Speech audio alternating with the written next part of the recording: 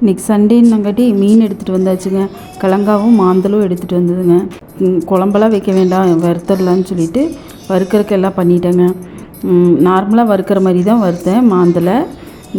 கிழங்கா மீன் மாத்திரம் கொஞ்சம் வெங்காயம், இஞ்சி, பூண்டு, கொஞ்சம் லெமனு, மிளகாத்தூள், மஞ்சத்தூள், இஞ்சி பூண்டு இதெல்லாம் போட்டு அரைச்சி இது பண்ணுங்க.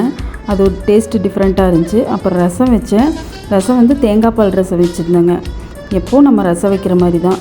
நான் இதில் வந்து புளி ஊற்ற வேண்டாம், தக்காளி மாத்திரம் போட்டு அரைச்சி இது பண்ணுங்கள்.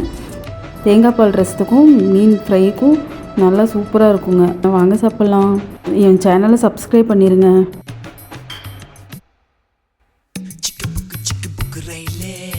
கலக்குது பாரு ஸ்டைலே